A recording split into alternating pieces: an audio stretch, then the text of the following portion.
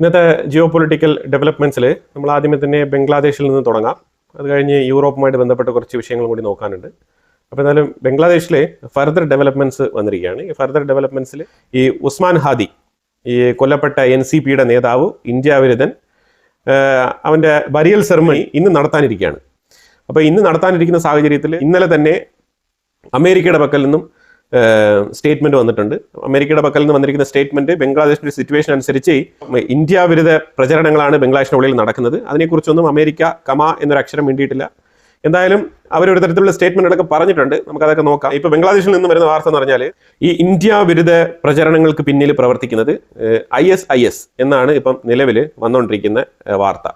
ഇപ്പം ഇതുമായിട്ട് ബന്ധപ്പെട്ട് ആദ്യമേ തന്നെ ഒരു ക്ലാരിറ്റി നമുക്ക് ഇവിടെ കൊടുക്കേണ്ടതുണ്ട്. ഇന്ത്യയുടെ ഇന്റലിജൻസ് ഏജൻസിയുമായിട്ട് ബന്ധപ്പെടുത്തി ബംഗ്ലാദേശിന്റെ ഉള്ളിൽ നടന്ന ഈ NCP നേതാവ് ഉസ്മാൻ ഹാദിയുടെ കൊലപാതകവുമായിട്ട് ബന്ധപ്പെട്ട് ഇന്ത്യയുടെ ഇന്റലിജൻസുമായിട്ട് ചേർത്ത് പല രീതിയിലുള്ള വാർത്തകളൊക്കെ ഇവിടെ അടിച്ചിറക്കുന്നുണ്ട്.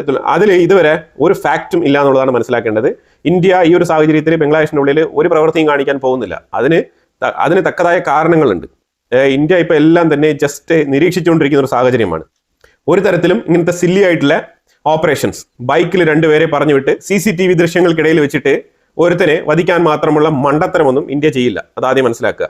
ഈ ഒരു വിഷയത്തിൽ ISI ഭീകരന്മാരുടെ ബന്ധമുണ്ട് എന്ന് നമുക്ക് മനസ്സിലാക്കാൻ പറ്റിയ പല തരത്തിലുള്ള കാര്യങ്ങളാണ് ബംഗ്ലാദേശിന്റെ ഉള്ളിൽ നടക്കുന്നത്. അതിന് തക്കതായിട്ടുള്ള വീഡിയോ ഫൂട്ടേജസും ഞാനിവിടെ ആഡ് ചെയ്യുന്നുണ്ട്. ഉടനീളം ബംഗ്ലാദേശിൽ നടന്ന പ്രക്ഷോഭങ്ങളിൽ, ഇന്നലെ ഉടനീളം നടന്ന പ്രതിഷേധ പ്രകടനങ്ങളെല്ലാം തന്നെ ഈ പ്രസ്ഥാനത്തിന്റെ ഫ്ലാഗ് നിങ്ങൾക്ക് കാണാൻ കഴിയും. വെള്ള കളറിൽ കറുത്ത അക്ഷരങ്ങളിൽ എഴുതി വെച്ചിരിക്കുന്ന ഈ ഒരു ഫ്ലാഗ് നിങ്ങൾക്ക് ഉടനീളം കാണാൻ കഴിയുന്നതാണ്. അപ്പൊ ഇതിനകത്ത് പ്രധാനമായിട്ട് മനസ്സിലാക്കേണ്ട വിഷയം എന്ന് പറഞ്ഞാൽ, അപ്പൊ ഈ ഭീകരവാദികൾ എല്ലാവരും കൂടി ചേർന്നിട്ട് എടുത്തിരിക്കുന്ന ഒരു പ്രതിജ്ഞ, സത്യപ്രതിജ്ഞ എന്താണെന്ന് പറഞ്ഞാൽ, ഞങ്ങൾ ഇന്ത്യക്കുള്ളിൽ കടന്നു കയറും, ഇൻഫിൽട്രേഷൻ, അതാണ് അവരുടെ പ്രധാനപ്പെട്ട ലക്ഷ്യം. ഓക്കെ, ഇതിനകത്ത് നമ്മൾ ഇതിനു മുമ്പ് പറഞ്ഞതുപോലെ തന്നെ ഇന്ത്യയും ബംഗ്ലാദേശും തമ്മിൽ 21% ഇനിയും നമ്മൾ ഫെൻസിങ് ഇടേണ്ടതുണ്ട്. ആ ഒരു ഏരിയ ഓപ്പൺ ആണ്.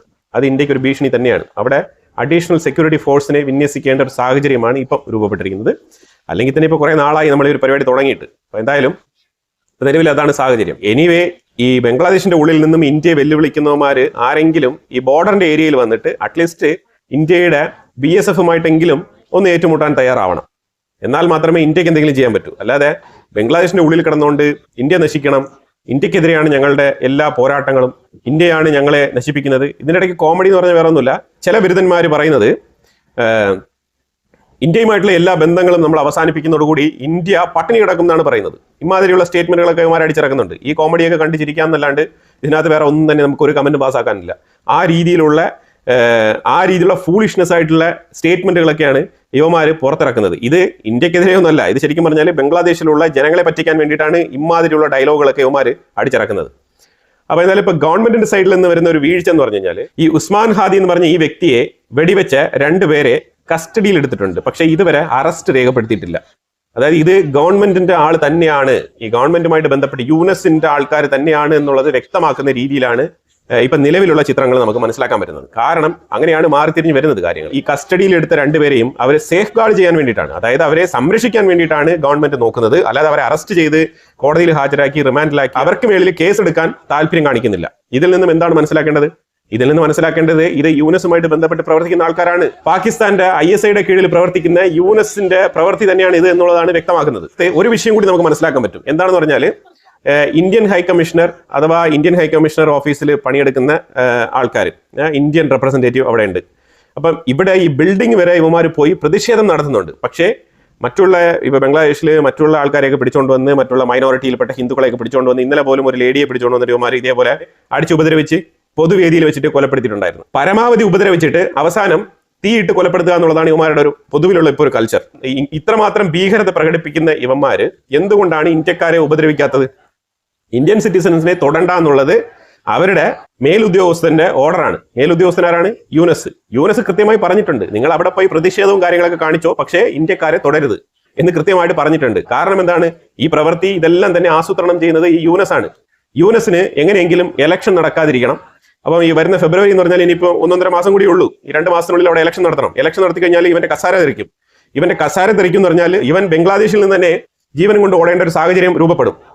അപ്പൊ അതുകൊണ്ട് തന്നെ ഇവന് ഈ ഒരു പൊസിഷനിൽ നിന്നും ഇറങ്ങി കൊടുക്കാൻ യാതൊരു താല്പര്യമില്ല.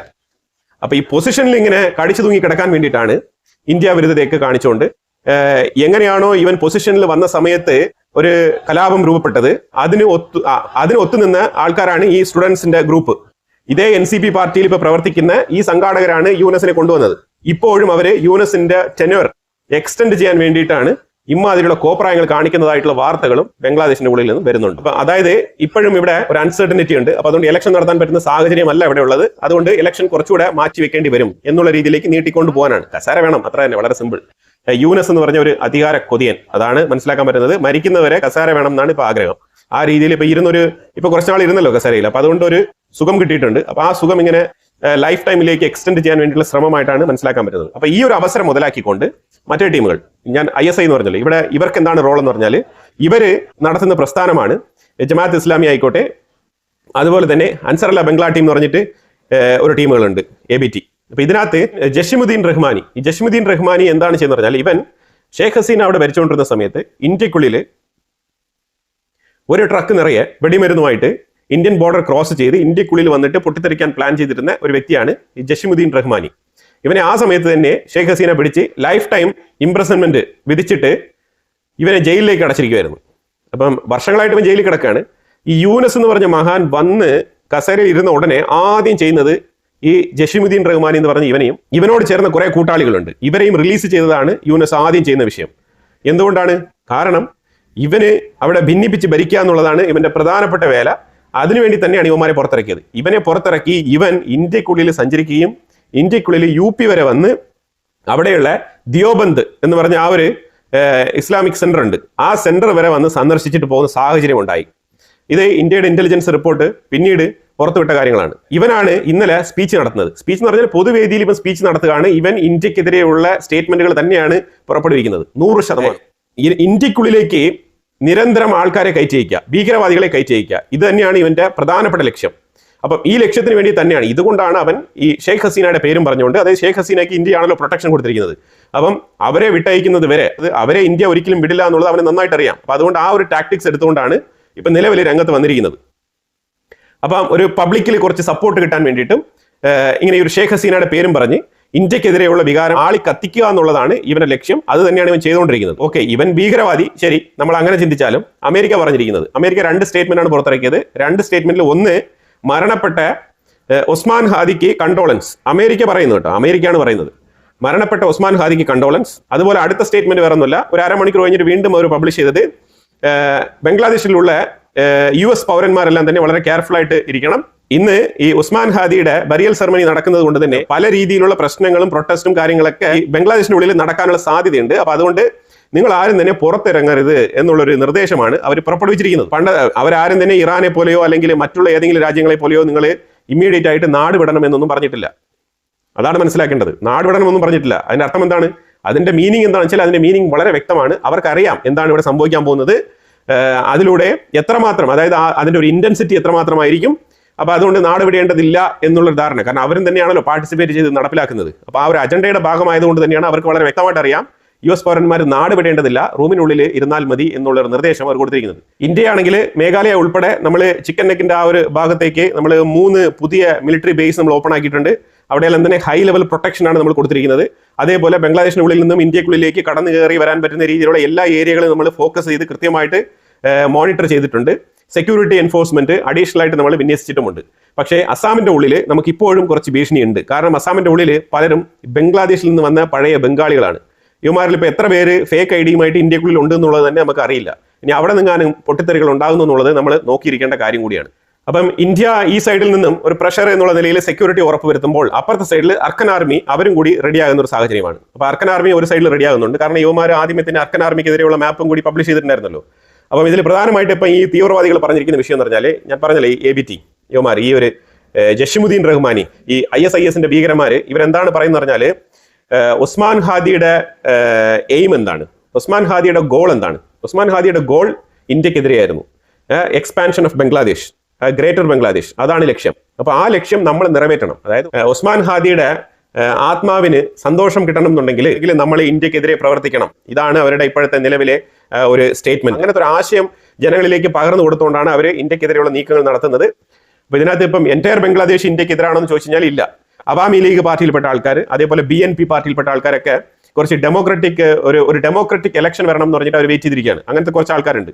അതേപോലെ കുറച്ച് സ്ത്രീകൾ, അവരും ഇന്ത്യക്കെതിരെ ഇത്രമാത്രമുള്ള ഒരു പ്രതിഷേധം അവരുടെ മനസ്സിലില്ല. പക്ഷേ ഈ മത തീവ്രവാദികളായിട്ടുള്ള കുറച്ച് ആൾക്കാരുണ്ട്. അവന്മാര് കൃത്യമായിട്ട് ഇന്ത്യക്കെതിരെ തന്നെയാണ് പ്രവർത്തിക്കുന്നത്. അവന്മാരുടെ അജണ്ട തന്നെ പാകിസ്ഥാന്റെ മറ്റൊരു ആൾ രൂപമായിട്ടാണ് അവന്മാർ പ്രവർത്തിക്കുന്നത്. അപ്പൊ അതുകൊണ്ട് അതൊരു പാകിസ്ഥാനികൾ തന്നെയാണ്. ആ രീതിയിലാണ് അവരുടെ പെരുമാറ്റം. അതുകൊണ്ട് ഇന്ത്യക്കെതിരെയുള്ള വർഗീയത നല്ല രീതിയിൽ അവിടെ വിളമ്പുന്നുണ്ട്.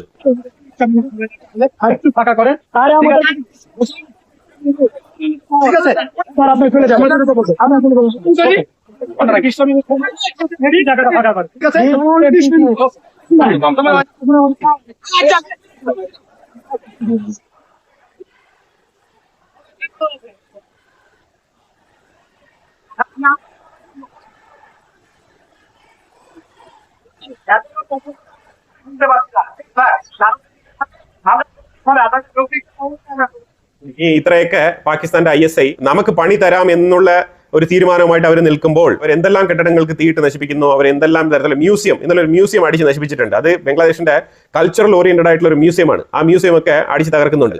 ഷെയ്ഖ് ഹസീന അവരുടെ വാസസ്ഥലം വിട്ട് ഇന്ത്യയിലേക്ക് മടങ്ങിയ ആ സമയത്ത് ഷെയ്ഖ് ഹസീനയുടെ വീട്ടിൽ കയറി യുവമാര് പലതരത്തിലും അവരുടെ നിക്കർ വരെ യുവമാർ മോട്ടിച്ചുകൊണ്ട് പോയ ആൾക്കാരാണ് ഈ ബംഗ്ലാദേശികൾ. ഇപ്പോഴും അവിടെ ഈ അവസരം മുതലാക്കി അവിടെ കുറെ പേര് മോഷണം നടത്തുന്നുണ്ട്.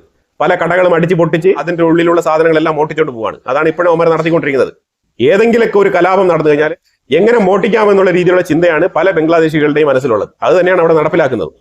അതിലൊരുത്തൻ ഇത് ഹാർമോണിയം പെട്ടിയൊക്കെ എടുത്തുകൊണ്ട് പോവാണ്. ഇതൊക്കെ എത്രയോ വർഷത്തെ പഴക്കമുള്ള സാധനങ്ങളാണ്. ഇങ്ങനെ ആന്റിക് പീസ് ആയിട്ടുള്ള സാധനങ്ങളൊക്കെ എടുത്തുകൊണ്ട് പോകാനാണ് ഇവരുടെ പ്രധാനപ്പെട്ട പരിപാടി. ഇനി പാകിസ്ഥാന്റെ ഉള്ളിൽ നമ്മൾ നോക്കി കഴിഞ്ഞാൽ TTP ഒരു മേജർ ആയിട്ടുള്ള ഒരു ആക്രമണം അവിടെ നടത്തിയിട്ടുണ്ട്. പാകിസ്ഥാന്റെ പട്ടാളക്കാര് കുറെ പേര് ഇതിനകത്ത് മരണപ്പെട്ടിട്ടുണ്ട് എന്നുള്ള വാർത്ത വരുന്നുണ്ട്. പക്ഷേ എത്ര പേരാണെന്നുള്ളത് കൃത്യമായിട്ടുള്ള വിവരം പുറത്തു വരുന്നില്ല.